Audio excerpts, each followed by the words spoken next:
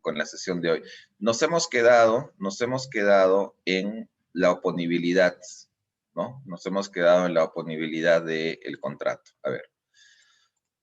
Este es un tema, chicos, que es básico que lo tengamos, partiendo nada más de la idea de que la mayoría de derechos importantes, entre comillas, o de un contenido patrimonial importante, siempre van a llegar al registro.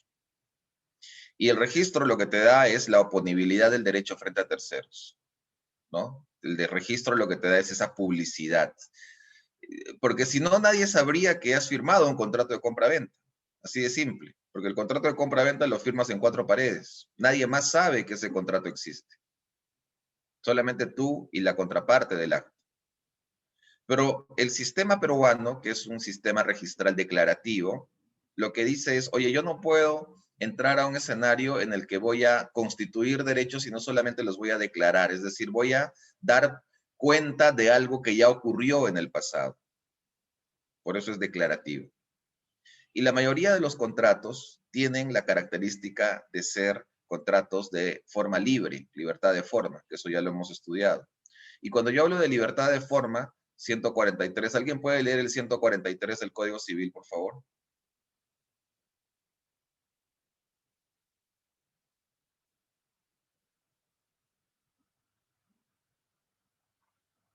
Gabriela, dale. Buenos días, doctor, ¿me escucha? Sí, fuerte y claro. Ok, 143, libertad de forma. Cuando la ley no designe una forma específica para un acto jurídico, los interesados pueden usar la que juzguen conveniente. Ok, es decir, la mayoría, y esto ya lo expliqué, ¿verdad?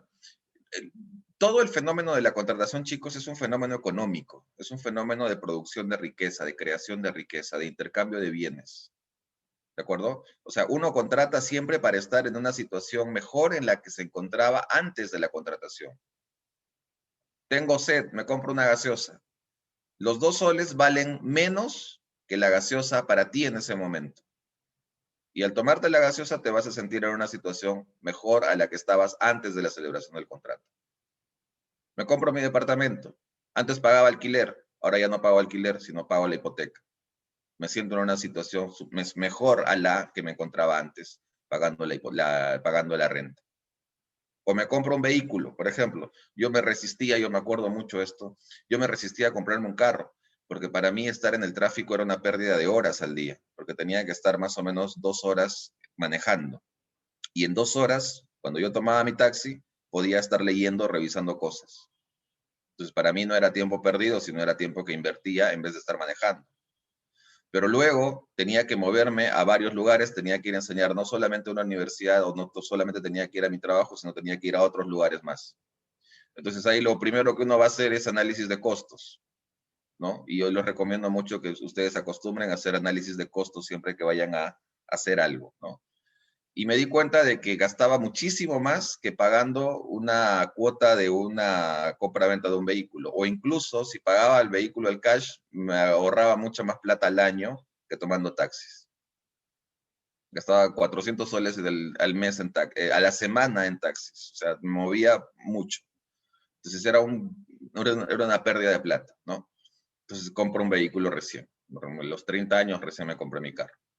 Entonces, ese tipo de circunstancias, chicos, cuando uno habla de la celebración del contrato, la debe tener en cuenta. O sea, el fenómeno legal es simplemente una especie de cobertura para garantizar algún tipo de inexistencia de lesiones o de situaciones en donde podamos hablar de un contrato que, por ejemplo, es nulo o, por ejemplo, vulnera alguna norma de orden público, de buenas costumbres o vulnera normas imperativas.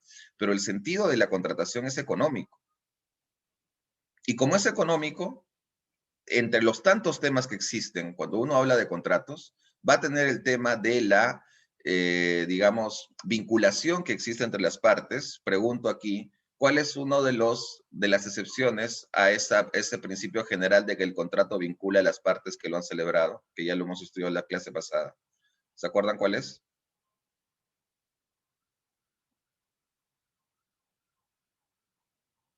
Está en las diapositivas, además. Dime, Gabriela. Disculpe, doctor. Una de las excepciones es la obligación personalísima, la cual solamente se imputa a la persona que suscribe el contrato. Ya, pero esa no sería una excepción, esa sería la regla. La regla es que los contratos solamente vinculan a las partes del que lo han suscrito, ¿no? Gabriela me dice, sí, la personalísima, ya, pero eso cae dentro de la regla general. Pero mi pregunta estaba vinculada a otra cosa. Existen situaciones excepcionales en donde el contrato no vincula únicamente a las partes que celebran el acto, sino vincula a terceros. Y yo expliqué una excepción que no está en el Código Civil. ¿Alguien se acuerda? Daniel, cuéntame. Doctor, creo que se refiere cuando las partes pactan a través de una de las cláusulas que pueden incluir a unos terceros que puedan continuar con la obligación. No. Briana, a ver, explícame cómo va eso. Sí, doctor, es que usted en la clase pasada nos explicó que dentro del convenio arbitral, cuando las partes acuerdan que se van a someter a este método, se pueden incluir, bueno, no me quedó tan claro, pero que pueden incluir que estos efectos van a incluir a terceros. Entonces, esto sería una excepción a lo que está establecido en el Claro, código. el artículo 14 de la ley de arbitraje, ¿no? Gracias, Briana. Un supuesto de excepción que rompe esa regla de obligatoriedad de los contratos entre las partes es la extensión del convenio arbitral a partes no signatarias, ¿verdad? Que lo expliqué en la clase anterior. Entonces, no es del todo cierto, y acá esto, acuérdense por siempre esto, chicos, no existen derechos absolutos. Ni siquiera la vida es un derecho absoluto. Yo me acuerdo que una persona jaló un examen de grado porque uno de los jurados, yo estaba en ese jurado viendo el civil y el otro expediente era penal. Es una locura también ir cuando habían dos expedientes, ¿no? Una locura porque esta chica, me acuerdo bien su nombre, esta chica dio el examen de grado para titularse con un expediente civil y un expediente penal. Entonces a mí me sorprendió porque dije, wow, debe tener un manejo importante de información para irse a ambas ramas, porque uno es como que son dos caras de la moneda, ¿no? Y el profesor que le preguntó sobre el expediente penal le hizo una interrogante y le dijo si el derecho a la vida era un derecho absoluto. Y la chica dijo que sí. Y el derecho, en realidad no existe el derecho o un derecho absoluto. Todos los derechos siempre tienen excepciones, todos, todos, ¿de acuerdo? Como bien dice Gabriel, hay el tema de la eutanasia, ¿no? Hay el tema de la pena de muerte en algunas jurisdicciones, es decir, no existen derechos absolutos, ¿ok? Y esa misma lógica se debe aplicar a todas las instituciones que uno estudia. Cuando yo hablo y cuando ya hablé del principio del pacta sunt servanda, del principio de la obligatoriedad de los contratos para las partes, del principio de la vinculación de los contratos únicamente para las partes que celebran el contrato, yo siempre debo enfocarme en que existen excepciones a esas reglas. Y una de esas excepciones es el artículo 14 de la ley de arbitraje, extensión del convenio arbitral a las partes no signatarias. Partes no signatarias significa partes que no han signado, que no han firmado, que no han suscrito el contrato. Y el supuesto está en ese artículo 14 explicado, sobre todo en la última parte, que ya lo expliqué también.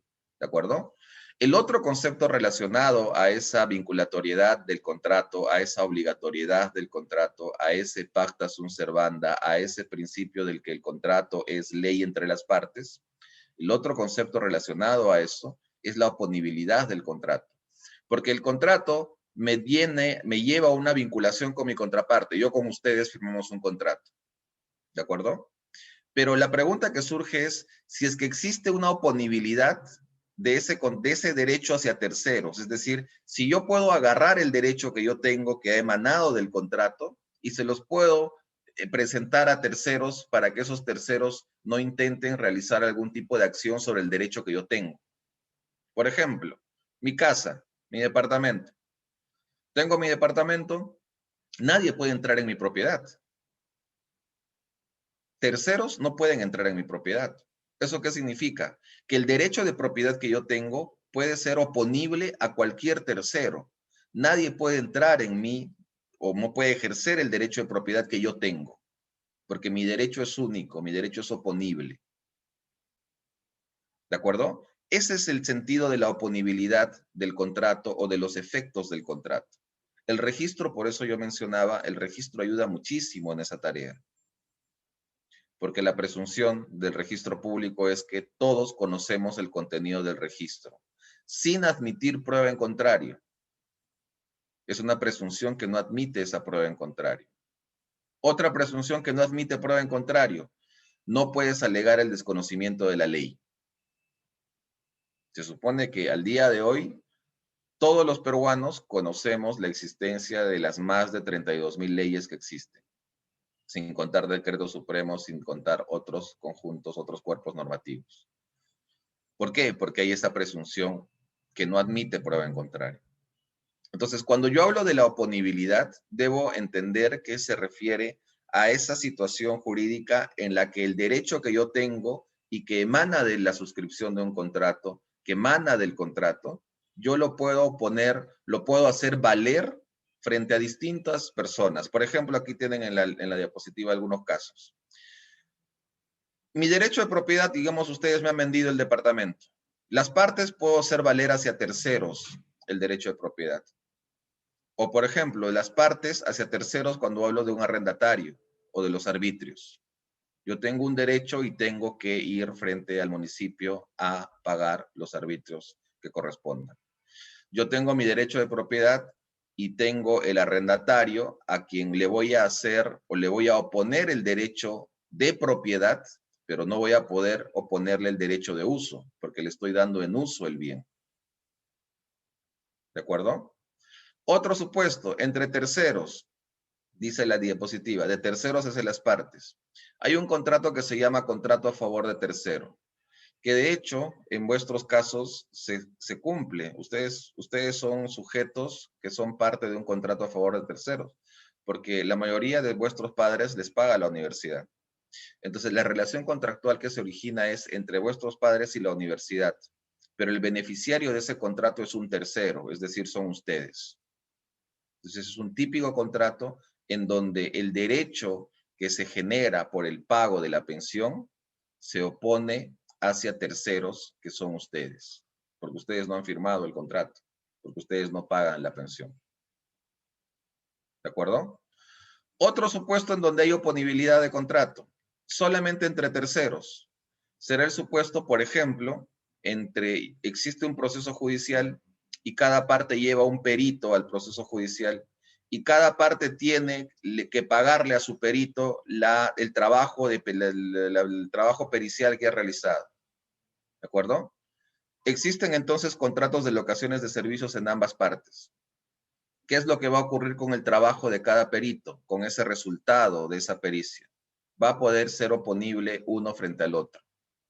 Entre ambos peritos no tienen ninguna relación contractual, no tienen ningún vínculo, pero cada uno va a poder hacer frente al otro el resultado de la pericia que vaya a realizar. ¿De acuerdo? Ahora, aquí hay un caso interesante, que es un caso real.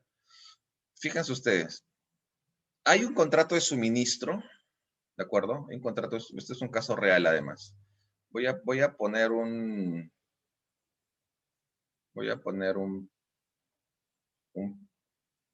Paint para explicárselos. A ver.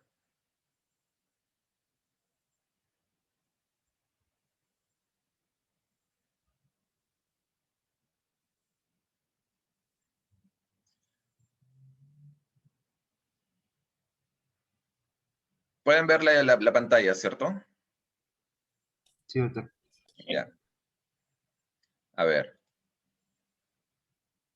Fíjense, esta es la empresa.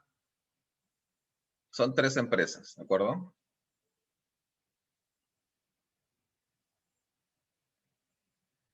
Entre estas 2 empresas existe un contrato de suministro. Esta es una empresa que vende gas. ¿De acuerdo? Acá tienes A, B y C. Aquí existe un contrato de suministro. ¿De acuerdo? Pongamos precios para hacerlo mucho más sencillo esto. Acá se establece que por metro cúbico de gas se va a pagar, digamos, 10 soles en este contrato. ¿De acuerdo? Esta empresa de gas le dice a A, oye, yo te voy a vender el gas por metro cúbico a 10 soles, pero vamos a firmar un convenio dentro de nuestro contrato de suministro, vamos a incluir una cláusula de confidencialidad. ¿De acuerdo? Esta cláusula de confidencialidad. Si alguien se llega a enterar que yo te estoy vendiendo el gas a este precio, tú me vas a pagar una indemnización de 10 millones de dólares. ¿Quién es el interesado en que nadie se entere de este precio? Yo, como empresa que suministra el gas, porque yo tengo contratos con distintas empresas. ¿De acuerdo? Entonces se celebra ese contrato, se fija el precio en 10 y se establece una cláusula de confidencialidad. La cláusula de confidencialidad, ¿qué importa o qué implica? Que solamente estas dos partes saben del contenido y de la existencia del contrato. Nadie más lo debe saber. ¿De acuerdo? Si alguien se entera, la propia cláusula de confidencialidad establece que no va a ser o se va a presumir que la información ha salido de esta parte. ¿Ok? Bien. Como esta empresa vende gas, también le oferta esos servicios de venta de este bien a distintas personas. Y en ese caso se aparece C. Se aparece C. Y con C entran a una negociación y celebran a su turno otro contrato de suministro de gas. ¿De acuerdo? Y en este contrato de suministro de gas se fija el precio en 12. ¿De acuerdo? Aquí se incluye la misma cláusula de confidencialidad. Lo mismo. Pregunto aquí, ¿cuál es el sentido para la empresa B, que es la empresa que suministra el gas, fijar cláusulas de confidencialidad? ¿Cuál creen ustedes que es la razón?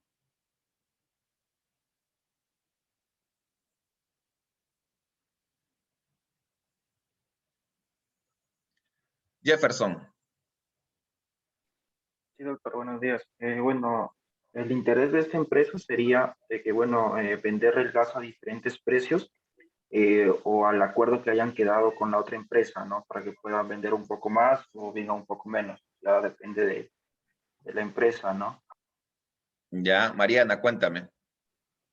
Mi idea va a parecer a mi compañero que va respecto a también darle un sentido a la empresa de que tiene una preferencia o que le están dando un precio más bajo al tratar de decirle por debajo. Yo a los demás supones que yo les lo vendo a 14, pero a ti porque eres especial te voy a dejar a 10 o a 12. Entonces darle ese sentido por mi parte yo. Ya, gracias. Claro, el sentido de esto es ocultar precios y que nadie se entere de esos acuerdos que las partes tienen. ¿Ok? Hasta aquí esto no tendría ningún problema, chicos, porque esto es libre mercado. Yo puedo venderle el bien que tengo al precio que a mí me dé la gana y si tú quieres lo compras y si quieres no lo compras. Así de simple. Esto es libre mercado. ¿De acuerdo? Pero la característica de este caso, que repito, es un caso real que llevó un arbitraje en el que yo participé de parte de una de las, de los involucrados, tenía una particularidad que es que en cada uno de los contratos, aparte de la cláusula de confidencialidad, existía una cláusula que en el propio contrato se denominaba cláusulas del precio piso. Es decir, las partes pactaban y se señalaban que ese precio que se está dando respecto de ese bien no se lo iba a dar a nadie más, sino que ellos eran como que los favoritos de eso, los únicos beneficiarios de ese precio. Es decir, debajo de este precio no le puedes tú ofrecer este mismo bien a nadie, porque si no me vas a romper el negocio. Entonces, esa cláusula de precio piso, precio base, se estableció en ambos contratos. Para el contrato con A se estableció en 10 y para el contrato con C se estableció en 12. Pero ustedes se dan cuenta acá, ¿cuál es el problema aquí? ¿Quién identifica el problema en toda esta historia?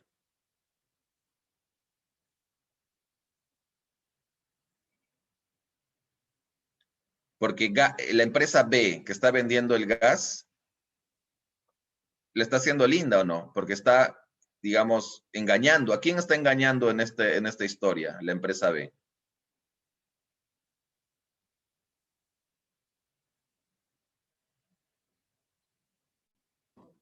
Hace, ¿Por qué? porque le está vendiendo a un precio superior a A, entonces está recibiendo más ganancias por parte de C y al haber confidencialidad, entonces no pierde ninguna de las dos empresas y creo que habría competencia, pero creo que una mala competencia. Ya, no entremos a competencia, no entremos a competencia. Acá enfoquémonos, porque ese es otro tema interesante a analizar y que también se analizó. No vamos a entrar a competencia, vamos a entrar únicamente a contratos, a cláusulas, ¿de acuerdo? Claro, aquí quien se está beneficiando es A. ¿Por qué se está beneficiando A? Porque a A le están vendiendo un precio menor, que es 10. Y C está siendo perjudicado. ¿Por qué? Porque C cree que el precio 12 es el precio más bajo que puede obtener de parte de B. No sabe que A le está dando a 10. ¿De acuerdo? Entonces, todo este asunto estaba llevándose en estos mismos términos por más o menos 2 años y medio. Y a veces hay esta frase, pues, ¿no? En boca cerrada no entran moscas, ¿no? Y es una frase que yo les recomiendo, chicos, a ustedes siempre. Mejor es que estar callado porque uno es esclavo de sus palabras y dueño de su silencio. Y ocurre que que un grupo de funcionarios de la empresa A fueron contratados por la empresa C. ¿De acuerdo? Y obviamente, estos funcionarios de la empresa A contratados en la empresa C, ustedes saben y van a saber que cuando tú te mueves de empresa a empresa o de entidad a entidad, sobre todo en el sector privado, hay unos documentos que te hacen firmar a tu salida y entre esos documentos están los relacionados a la confidencialidad que tú debes guardar de todos los asuntos que has visto mientras trabajabas en determinado lugar, ¿no? Por ejemplo, yo trabajé hasta el 2018 en un estudio y en ese estudio vi muchísimos casos y se me pidió por algunos años que no diga nada respecto a una serie de aspectos que yo había tenido conocimiento mientras trabajaba en ese estudio, ¿no? Entonces, la empresa o algunos funcionarios de la empresa A se fueron a trabajar a la empresa C, ¿de acuerdo? Y estos funcionarios de la empresa A tenían conocimiento, obviamente, de todo el manejo del negocio de suministro de gas que le hacía la empresa B. Y en una fiesta, porque así es lo que ocurrió, así es como ocurrió, en una fiesta estaban en tragos los funcionarios que ya eran funcionarios de C y también estaban funcionarios que seguían trabajando con A. Y en una de esas bromas, dicen, ¿no? Las partes, los hechos, broma, mitad verdad, mitad cierto, se les escapa ese acuerdo o esa información sobre ese acuerdo de confidencialidad. Porque como eran empresas que estaban compitiendo, empezaron a cruzar información y dijeron, oye, las utilidades de tu empresa, ¿cómo van? Sí, van muy bien, porque el precio que tenemos nosotros es de tanto. Y la otra parte dice, ¿de cuánto? Sí, la empresa B nos está vendiendo el gas a tanto. Entonces, los funcionarios de la empresa C pararon la oreja y empezaron a buscar más información. Y cuando ya tenían un caso sólido, ¿de acuerdo? Caso sólido, ¿qué significa? Que ya tienes un conjunto de medios probatorios que te permita tener cierto grado de certeza sobre lo que está ocurriendo. Cuando ya tenían un caso sólido, la empresa C demanda a la empresa B por vulneración a esa cláusula del precio base. Y la empresa B, yo pregunto, ustedes son abogados de la empresa B, ¿cuál sería vuestra primera respuesta?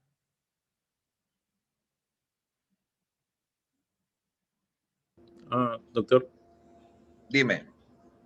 que se incumplió el contrato de confidencialidad. No, claro.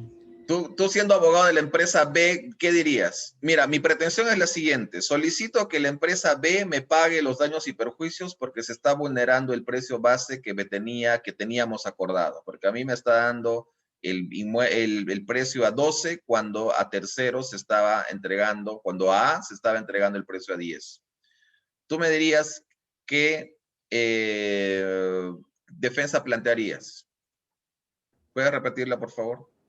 Claro, que la empresa anunció el precio que habían pactado entre A y B. Ya, ahí, si tú me dices como empresa, ojo que yo estoy pidiendo la defensa de B, ¿ah? Tú eres abogado de B, ¿de acuerdo? Porque el contrato lo tiene C con B, el contrato no lo tiene C con A. Yo soy parte perjudicada en este contrato. ¿Quién soy yo? Soy C. Me están vendiendo a 12. ¿Con quién tengo el contrato? Con B. ¿Qué es lo que me ha prometido B? Me ha prometido un precio base. Nadie más va a tener ese precio de 2. Es el precio más bajo que existe en el mercado. Yo me entero, siendo C, yo me entero que a A le está dando a 10. Entonces yo demando el incumplimiento de esa cláusula del precio base. Ustedes son abogados de B. ¿Qué argumentos van a tener para defenderse? A ver, suelten ideas.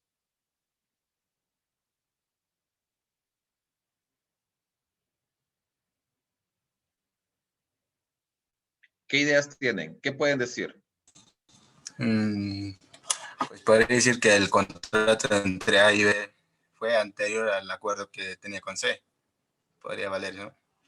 Pero mira, si dices que el contrato que has tenido con A es anterior, con mayor razón, pues yo te voy a imputar la responsabilidad. Porque si es antes, se supone que me debiste haber dicho. Y no me debiste haber engañado. Me has debido de dar esa información. ¿Ah? Pues no creo. Yo creo que Si hubiera sido después, tu lógica tendría sentido. Porque ahí podrías decir, oye, C, un momentito. Yo al momento en que he firmado el contrato contigo, el precio de 12 era el precio más bajo. Así que cuando hemos firmado el contrato, no te he mentido. Y ya después de 6 meses he firmado un contrato con A y ahí le daba el precio más bajo. Pero a ti, C, no te he mentido nunca. ¿No? Es como cuando dices, oye, ¿por qué no me dices que tenías pareja? Porque no me has preguntado nunca, ya. Ya, más o menos esa lógica se tiene que aplicar en un criterio de temporalidad, pues. ¿De acuerdo? Sigo preguntando. A ver, Mariana, explícame esa última idea que has puesto en el chat. Bueno, un poco desarrollando la idea es que si bien yo estoy vendiendo el precio base a usted, yo libremente también puedo optar por venderle a un precio inferior al base a otra empresa. Entonces no estoy yendo en contra de, solamente estoy tratando de, yo qué sé, porque es mi amigo, ya por libertad mía propia, ya porque deseo le vendo inferior, ¿no? Pero Mariana, ¿estás mintiendo ahí a C o no? ¿Le has mentido cuando has firmado el contrato o no? No, porque de nuevo yo estoy vendiendo el precio base, o sea, el precio con el que yo lo adquiero, que es de 10, que es de 12, pero yo digo, pero yo quiero a mi amigo venderle a un precio inferior del base, yo quiero venderle a 10. Por eso te pregunto, si yo soy C y tú eres B, y nosotros celebramos un contrato de suministro, y tú me dices, tú Mariana me dices, Joel, ¿sabes qué? El precio base acá, el precio más bajo al que estoy dando este bien es 12. A nadie más le estoy dando el precio 12, justamente por eso te estoy poniendo esta cláusula que es el precio base, precio piso. Y yo me comprometo a no darle a nadie más a un precio inferior a 12, porque estoy llegando a este acuerdo contigo, Joel. Entonces yo te pregunto, Mariana, si tú me dices eso, no me estás mintiendo, porque ya antes habías firmado un contrato con A en donde me dabas el precio de 10. ¿Me sigues? Sí, sí, le sigo. Ya. Melissa, Tenía dime. otro concepto respecto al precio base. Tenía otra forma de entenderlo. Claro, acá el punto es, chicos, se está vulnerando el precio base, el acuerdo entre B y C sobre el precio base. Eso se está vulnerando. Melissa, dime. Profe, no sé, es una idea, pero A yo creo ver. que podrían, o sea, la empresa B podría haber reconsiderado, reformulado el precio después de que hizo el contrato con A. Es decir, con A tuvo el precio base de 10, pero luego, por un, no sé, un acuerdo o algo entre la propia empresa, reformularon el precio y se quedó que el precio base y bajo era de 12. Entonces así se podría decir de que efectivamente actual el precio base es 12 y por eso se hizo el contrato con C. Ya, yo te preguntaría, Melissa, ¿y por qué no me dijiste que seguías dándole el precio a 10 a otra parte? ¿Por qué me aseguraste que el precio que me dabas 12 era el precio más bajo? Si existía otro Porque, contrato con A que te decía 10. porque como le digo, en el proceso cuando se hizo el contrato con A, el precio base era de 10. Y Ujú. usted dijo de que luego, o sea, después, tuvo el contrato con C. Por eso le digo que en ese periodo se pudo haber hecho como un, o sea, se puede usar ese argumento, ¿no? De que hubo un ajuste de los precios y por eso que ahora el precio base es de 12 y por eso se hizo el contrato con C. Y si no se le dijo nada es porque hay un acuerdo de confidencialidad y no se tiene por qué estar divulgando el precio que al anterior le puse este precio, al siguiente le voy a poner este, ¿por qué no? Porque es cosa de la empresa y la empresa tiene la libertad de poder venderle a quien sea el precio que desee y eso, y bueno, como le digo, para mí una idea o un escape sería decir que hubo una reformulación de los precios, o sea, hubo un ajuste y ahora el precio base de 2. Ya, gracias. A ver, Luz Angélica, tú lo has dicho antes, tú lo acabas de decir. ¿Puedes explicarme un poquito más esa idea que has puesto en el chat? Sí, doctor, buenos días. Si el contrato se celebró antes entre A y B y luego con C, considero que B ya no puede decirle nada a C porque ya ha firmado una cláusula de confidencialidad primero con A, ¿no? Ya con C viene a ser mucho después y B no por eso tiene que como decir, vulnerar o incumplir la cláusula que ya ha firmado previamente. A ver, chicos, acá hay dos ideas para ir avanzando. Fíjense, en materia de contratos, el asunto no es tan sencillo como que yo puedo ocultarte información y yo no te puedo dar la información que yo quiera porque yo puedo venderle a quien quiera el precio de los bienes que a mí me dé la gana.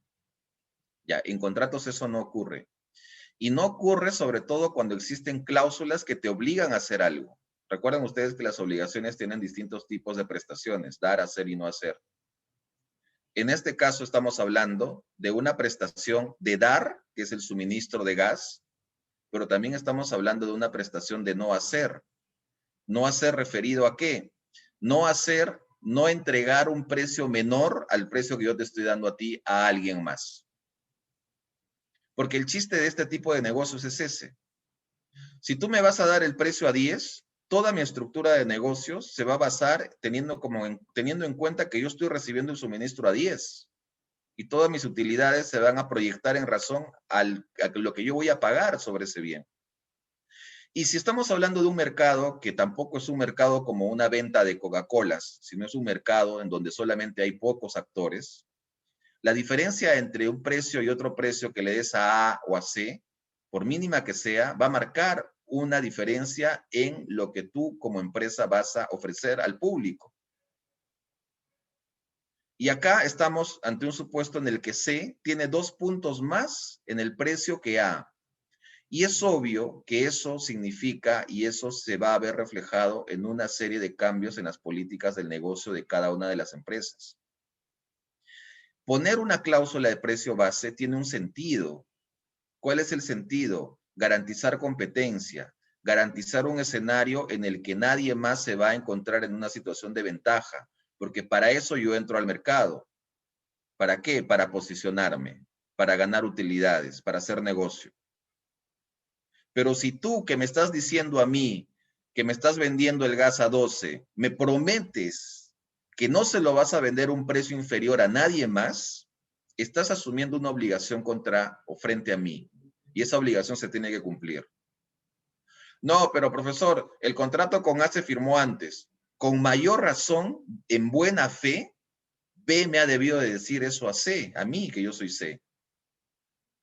Si yo le estoy diciendo, oye, hijito, me vas a dar el precio, el más bajo que puedas, te doy a 12. Ok, para yo estar seguro de que me le estás dando el precio mínimo, quiero que me firmes esta cláusula suelo. ¿Eso qué significa? Que no le vas a dar a nadie más al precio 12. Puedes dárselo a 12 o a más de 12, pero a menos de 12 a nadie. De esa manera me vas a garantizar competencia a mí y mi negocio va a avanzar.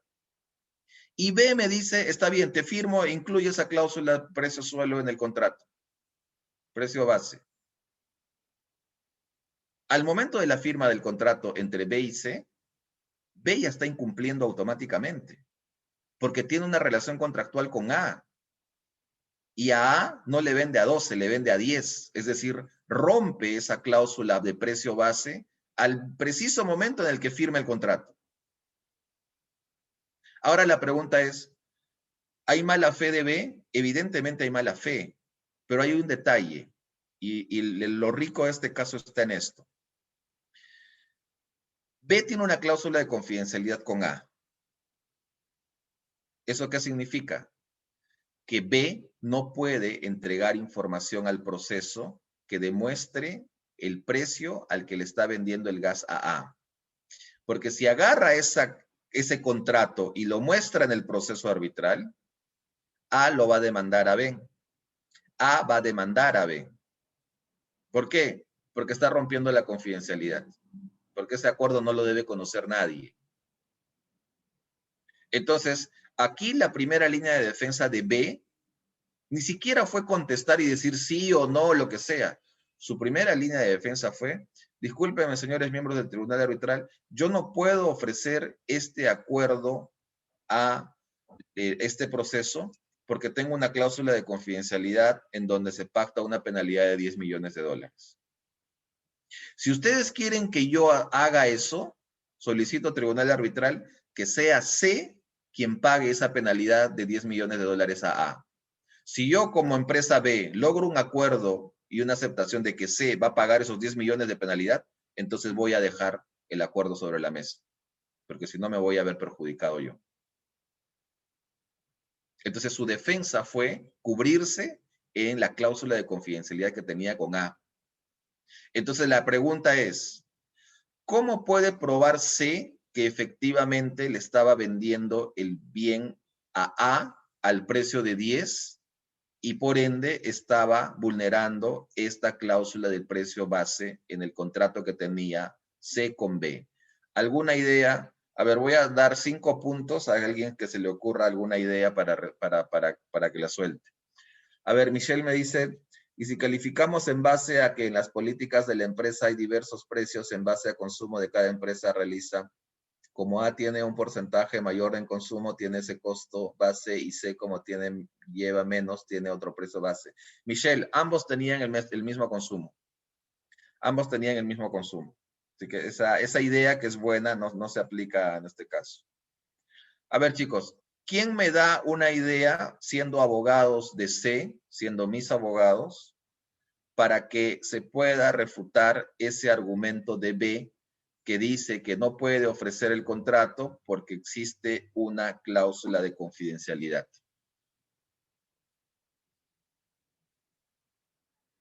¿Alguna idea? C podría probarlo demostrando que A tiene la mejor oferta en el mercado. No, Catherine, porque ahí lo que tú tendrías que hacer es hacer otro análisis relacionado al precio de compra y precio de venta. Y eso en el mercado, A podría decir, bueno, mi precio de compra y mi precio de venta mantienen los márgenes de ganancia, 30%. ¿Mi precio es menor? Sí, mi precio es menor, pero es ligeramente menor. No es mucho, la diferencia no es mucha. Claro, lo que pasa es que A estaba ganando mucha plata. ¿Por qué? Porque su competencia estaba vendiendo, digamos, a 15. Ya. A estaba vendiendo a 14.8. ¿De acuerdo? Entonces la diferencia en el mercado no era mucha. Mariana me dice, facturas que tengan los anteriores asesores respecto del precio en que vendía B o A. Esa información es pues confidencial, Mariana, no lo puedes sacar. Andrea pregunta y me dice, no debería A pagarle a C porque C nunca le dio información a A, sino A le dio información a C. Lo que pasa, Andrea, es que la conversación donde salió la información fue una conversación que no fue grabada, fue una conversación coloquial. En una juerga, en una reunión, saltó la información. No hubo ningún registro de eso. O sea, no tienes prueba. A ver, repito la pregunta. ¿Cómo ustedes lograrían que C pueda tener algún tipo de éxito en este proceso? Porque la alegación de B, por lo menos en un plano formal, es clara. Yo no puedo darte esta información porque es confidencial. Testigos, no.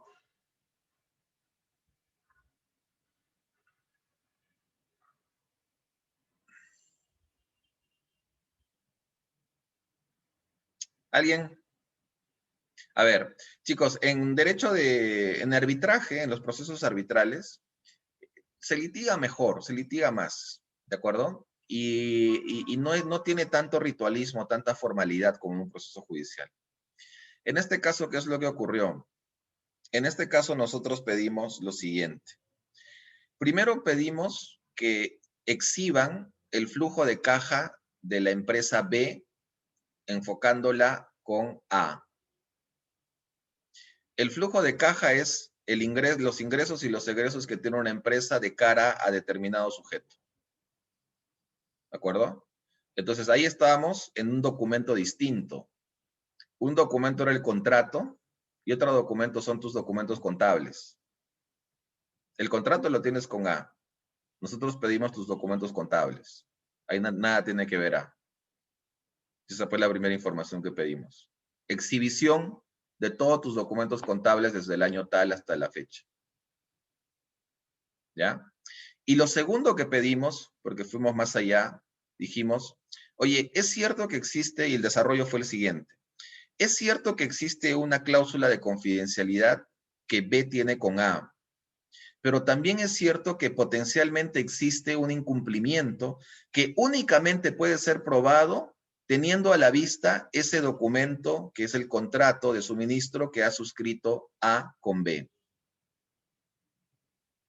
Entonces, nosotros solicitamos al tribunal arbitral otra exhibición y dijimos, señores miembros del tribunal arbitral, lo único que nosotros queremos es que se verifique este precio.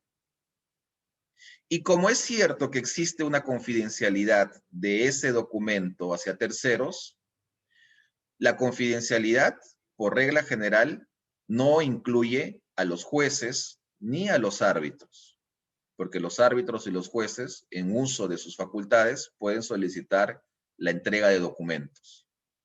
Entonces, tribunal arbitral, les pedimos lo siguiente. Nosotros no queremos que nos entreguen el documento a nosotros.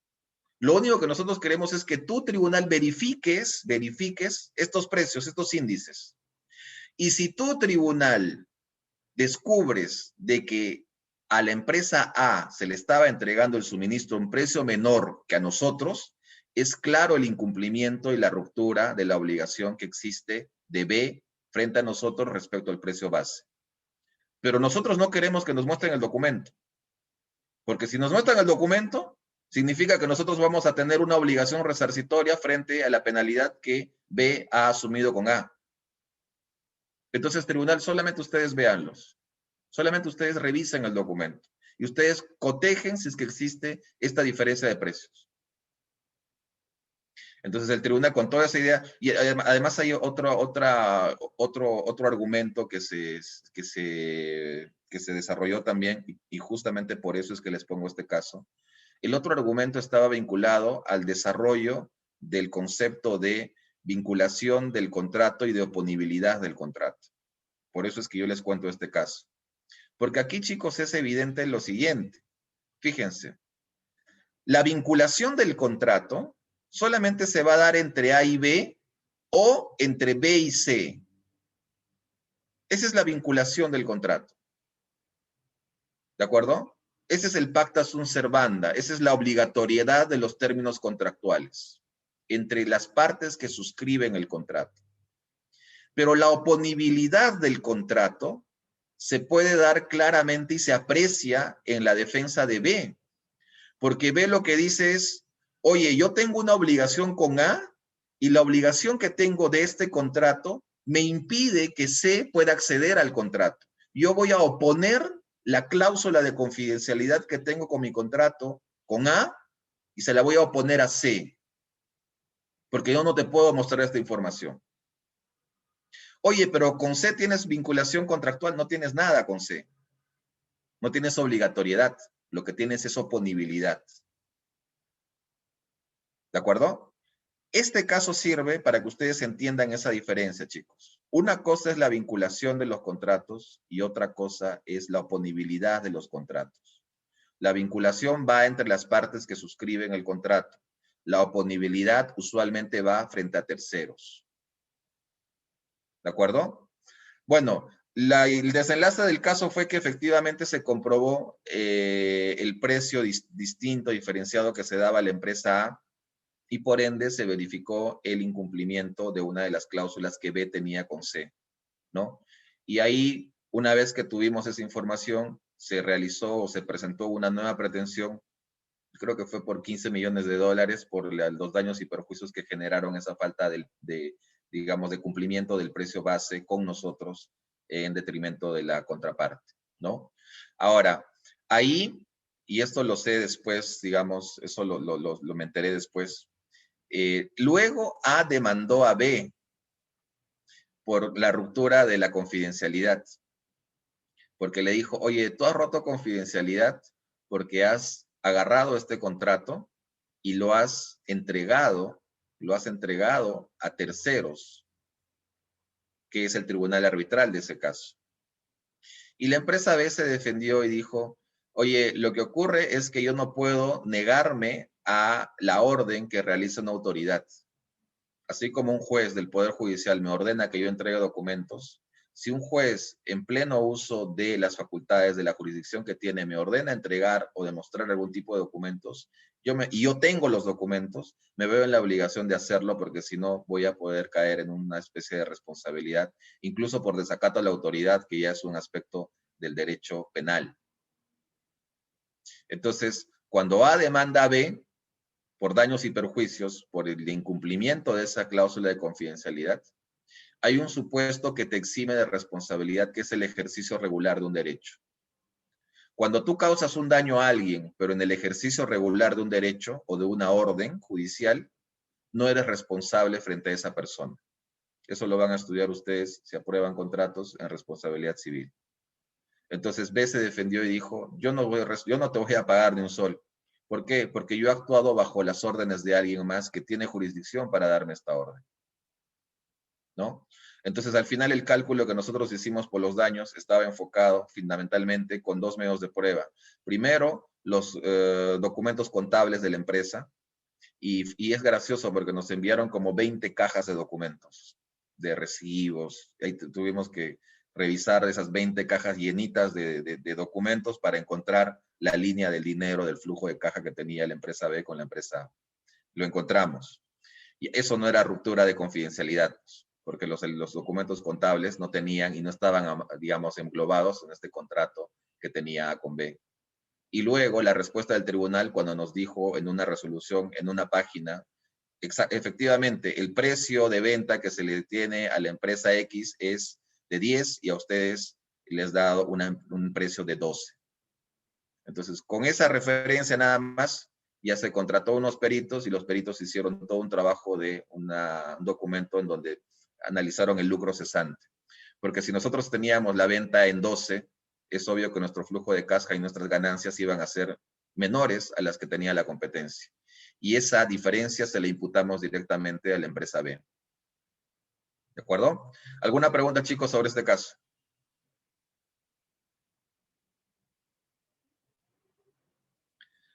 No hay preguntas, entonces sigo. Dime, Elizabeth. Doctor, buenos días. Mi pregunta era, por ejemplo, en el caso de que el trabajador ya cese su contrato, ya termine, ¿cuánto tiempo después una empresa puede tener esta cláusula de confidencialidad? Y supongamos que sea 3 años, o sea, después de finalizado su contrato, y ésta está trabajando en otra empresa, y pasan esos 3 años, y él sí puede, ya no sería ilegal, o sea, ya no sería un delito, ¿verdad?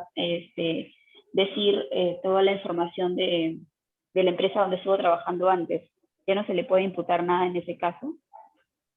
Si ya pasó tu periodo de obligación de no hacer, no hay ningún problema, porque ahí no te vas a ver sujeto a ningún tipo de confidencialidad, porque ya el plazo venció. ¿No? No sé si ustedes conocen la historia de la Coca-Cola, de la fórmula. Esto lo leí hace varios años, seguramente ya ha cambiado, pero cuando yo lo leí, hubo un reportaje en la BBC de Londres y contaba la historia de la fórmula de la Coca-Cola. Y era un mecanismo contractual bien chévere, bien bacán, porque tenía los siguientes elementos. Eran solamente 3 personas en el mundo que conocían de la fórmula de la Coca-Cola. ¿De acuerdo? Y estas 3 personas vivían en continentes distintos y entre ellas no se conocían. Entonces a ellos les han pagado una plata porque esa fórmula solamente la tengan ellos en su poder, bajo su cuidado, y no la divulguen a nadie más. Pero esa cláusula de confidencialidad de no decir a nadie cuál es la fórmula de la Coca-Cola era una cláusula perpetua, es decir, hasta la muerte de estas personas tenían que cumplir con esa confidencialidad. Y además tenía una cláusula de solidaridad. Y la solidaridad era de los 3 para la empresa. Es decir, si alguno de ellos incumplía, cualquiera de ellos iba a ser responsable por los daños y perjuicios.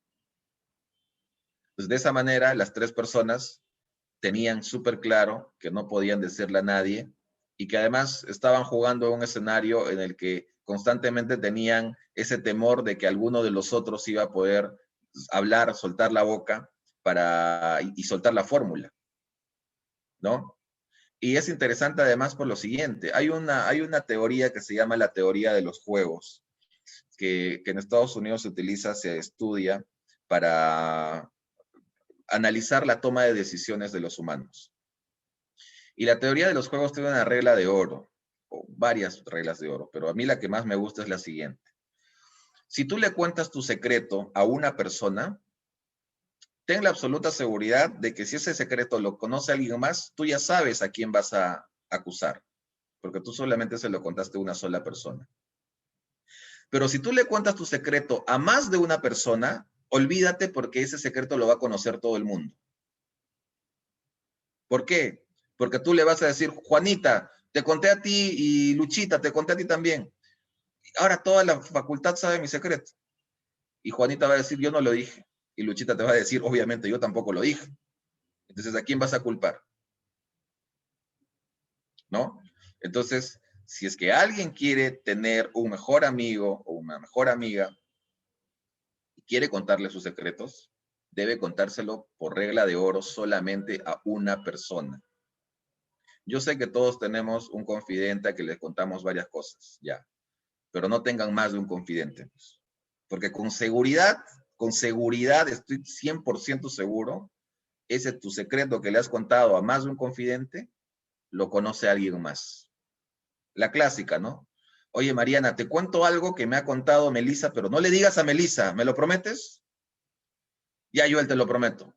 Y yo ya le conté a Mariana el secreto de Melissa. Y luego Mariana va donde Elizabeth y le dice, Elizabeth, te puedo contar un secreto que me ha contado, pero no, júrame por tu mamá que no le vas a decir a nadie. Ya te lo juro. Y le cuenta. Entonces ahí ya el asunto explotó. ¿De acuerdo?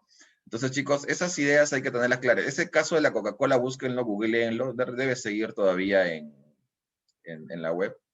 Pero es interesante por esas 3 cosas. La primera, porque se fija una obligación de no hacer perpetua, de guardar la fórmula. Segundo, se fija una obligación solidaria de los deudores, que son las 3 personas en el mundo que saben de la fórmula. Y tercero, se utiliza esta teoría de juegos para dar esta información a 3 personas. ¿Por qué a 3 en este caso y no solamente a una? ¿No? A 3 por la fuerza de la solidaridad. Porque la solidaridad, cuando tú pactas solidaridad, el mecanismo psicológico de la solidaridad hace que todas las partes siempre estén con el temor de que si hay algún incumplimiento, se le puede imputar todo el pago solamente a esa parte. De esa manera todos avanzan, digamos, todos están alineados y todos cumplen con lo que tienen que cumplir. ¿De acuerdo? Bien, chicos, sigo. Entonces, oponibilidad, vinculatoriedad, ya es un concepto que está súper claro, ¿ok? A ver, esto ya lo he explicado. 1365, contratos de ejecución continuada sin plazo, tipos de contrato de duración. Esto ya lo expliqué, ¿verdad? Como el ejemplo de las joyerías, ¿cierto? Cómo poner fin a un contrato que no tiene plazo, ¿no? Ahí hablé del 1365, ahí hablé del 1214, ahí hablé del 182. Así que les pido, por favor, que repasen estos temas porque es importante que lo tengamos súper claro. Álvaro me dice obligación tontina. No sé, Álvaro, nunca he escuchado esa palabra. Si la tienes en algún artículo, me la pasas, porque la verdad, no, Álvaro, nunca he escuchado ese término. Sigo. A ver, este es un tema, chicos, que yo voy a explicar con mayor detalle luego del examen parcial. El tema de la rescisión y la resolución lo voy a explicar más adelante. Lo que voy a solamente dejar un concepto general. La rescisión es un mecanismo del derecho de contratos que lo que hace es quitar la validez y eficacia a un contrato. ¿De acuerdo? Eso en doctrina se discute si es validez o eficacia, pero en el derecho nacional solamente se enfoca a la eficacia del acto. ¿De acuerdo? No a la validez, sino a la eficacia. ¿Ok? Necesitas una declaración judicial que rescinda el contrato. Y los efectos, como ustedes lo ven ahí, es que no es eficaz y las cosas vuelven al estado anterior. La característica de la rescisión, chicos, es que la causal que origina la rescisión se presenta al momento de la celebración del contrato. Y repito, no es que le quite validez, sino únicamente le quita la eficacia. ¿Ok? Necesitas declaración judicial. Hay diferencias entre la rescisión y la anulación. Por ejemplo, en la rescisión, las causas internas y las causas externas se bifurcan, porque cuando yo hablo de un supuesto de rescisión contractual, solamente obedece a causas externas. En cambio, en la nulidad o la anulación, estamos frente a causas internas. Por ejemplo, los requisitos de validez del acto. Capacidad, objeto, fin lícito, forma prescrita bajo sanción de nulidad. En cambio, las causales de la rescisión son distintas a esa. Otra diferencia, la nulidad es una sanción y la rescisión es un remedio. ¿Por qué remedio? Porque busca retrotraer las cosas a un estado anterior porque se ha vulnerado algún derecho, porque se ha afectado algún interés. ¿De acuerdo? Otra diferencia entre rescisión y anulación. Cuando yo hablo de nulidad, lo que se tiene que probar es el defecto, es decir, la falta de alguno de los requisitos de validez. En cambio, cuando yo hablo de rescisión, tengo que probar un perjuicio. Ahorita les voy a explicar el caso para que tengan más claro el asunto. Y en ambos casos se puede ofrecer una indemnización, ¿no? Fundamentalmente, en el supuesto de nulidad no vas a encontrar una indemnización, pero en el supuesto de rescisión sí vas a encontrar una indemnización. ¿De acuerdo? Otra diferencia es que la rescisión se puede confirmar y la nulidad no la puedes confirmar. ¿Alguien puede leer, por favor, el 1447?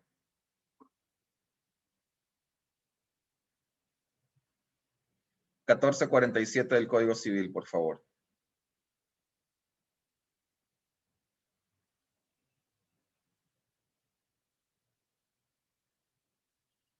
Dale, Sergio, léelo. Artículo 1447. Lesión. La acción rescisoria por lesión solo puede ser ejercitarse cuando la desproporción entre las prestaciones al momento de celebrarse el contrato es mayor de las 2/5 partes y siempre que el tal desproposición resulte del aprovechamiento por uno de los contratantes de la necesidad apremiante del otro.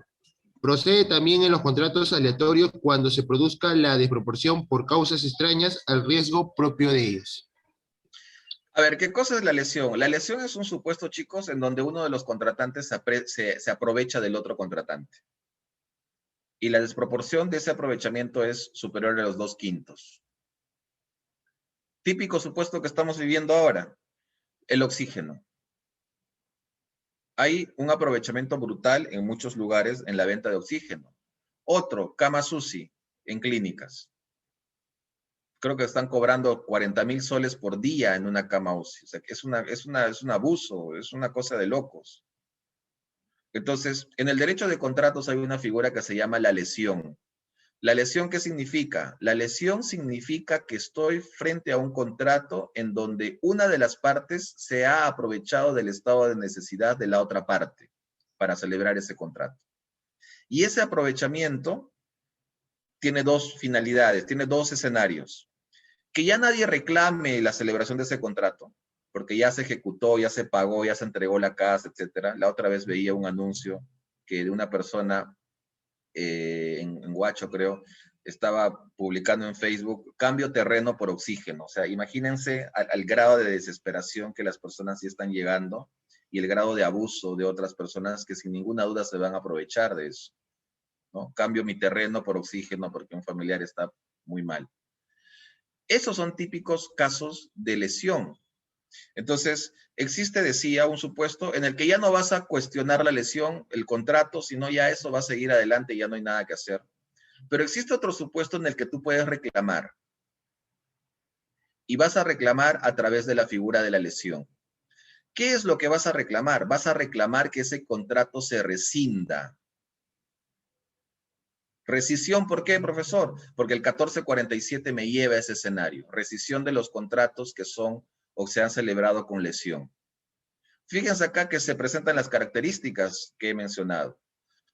Causas externas. Causas externas, ¿por qué? Porque me estoy aprovechando de un estado de necesidad. Lesión, rescisión. Segundo, remedio. ¿Por qué remedio? Porque a través de la figura de la rescisión de ese contrato que se ha celebrado con lesión, yo voy a retrotraer las cosas al estado anterior, voy a remediar la celebración de ese contrato, es decir, me van a devolver el terreno y yo voy a devolverles el oxígeno que me han dado. Remedio, ¿ok? Tercera, perjuicio. ¿Por qué un perjuicio? Porque yo estoy en una situación de extrema necesidad. Y es evidente que dar un terreno por 2 balones o 3 balones de oxígeno genera un perjuicio porque estoy perdiendo un bien. ¿De acuerdo?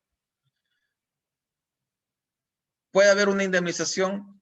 Ahí la pregunta en doctrina se debate y muchos dicen que sí puede haber una indemnización producto de la lesión, ¿no? Pero ya ese es un tema que se analizará en el curso de responsabilidad civil. Me interesa que ustedes tengan claros, chicos, estos 3 requisitos o estas 3 características. Conclusión. ¿La rescisión qué es? La rescisión se origina por causas externas. Es un remedio y se tiene que probar el perjuicio. Un típico supuesto que puedo yo ver que vaya a representar la lesión, el 1447, por ejemplo. La rescisión, el 1447 de la lesión. Pero en ese cuadro que ustedes ven en la diapositiva, también hay otros artículos donde se habla de la lesión. Reformulo, donde se habla de la rescisión. ¿De acuerdo? A ver, ¿alguien puede leer, por favor, el 1575? 1575 del Código Civil.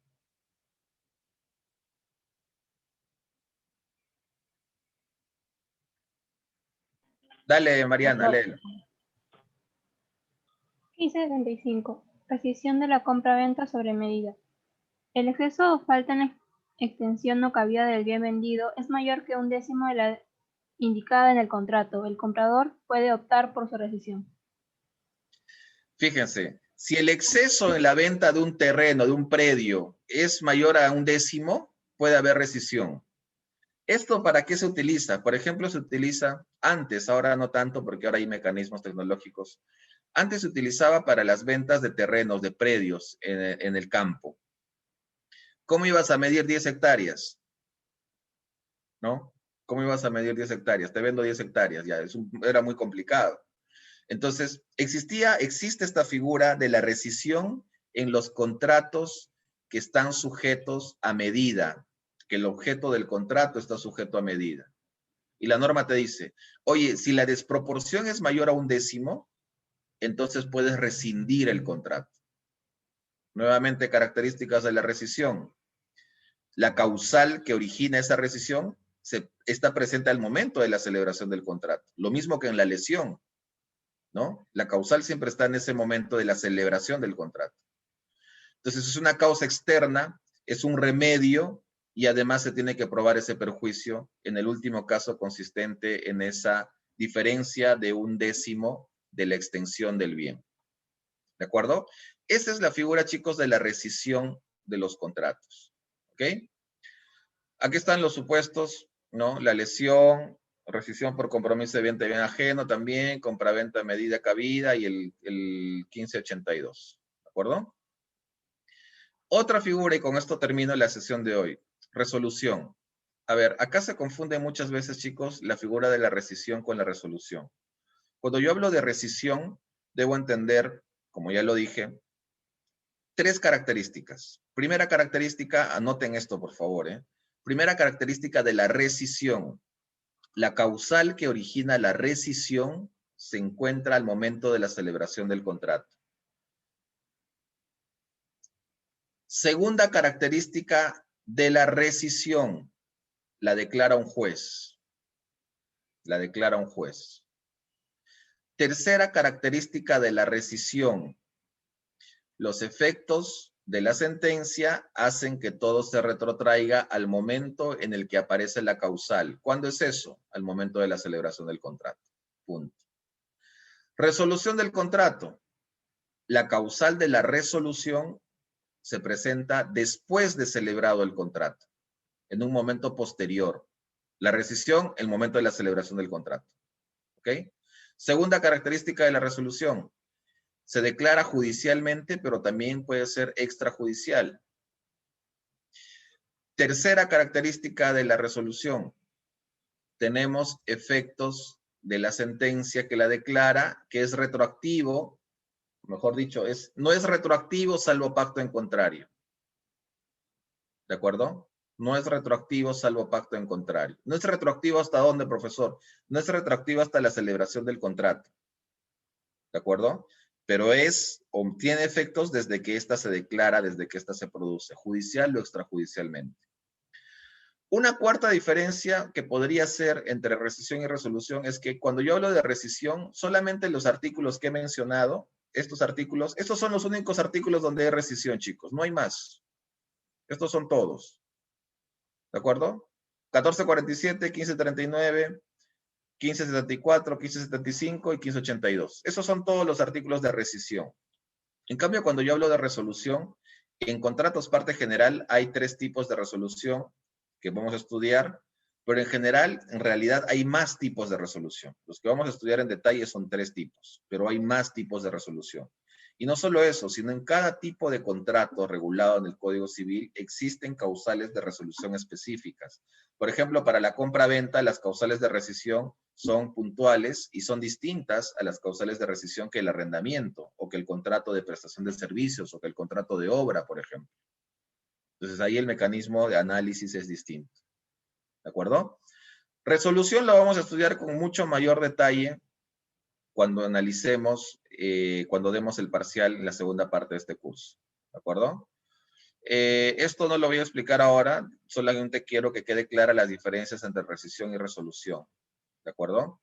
Este artículo sí es muy importante, chicos. Fíjense, la rescisión se declara judicialmente, pero los efectos de la sentencia se retrotraen al momento de la celebración del contrato. Punto. La resolución es judicial o extrajudicial. En ambos casos, los efectos se retrotraen al momento en que se produce la causal que la motiva.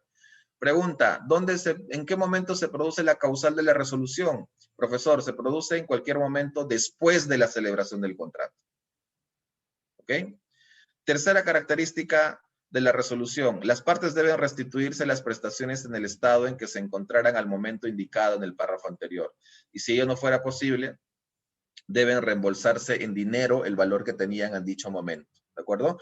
En los casos previstos en los 2 primeros párrafos, rescisión y resolución, cabe pacto en contrario de las partes. ¿Ok?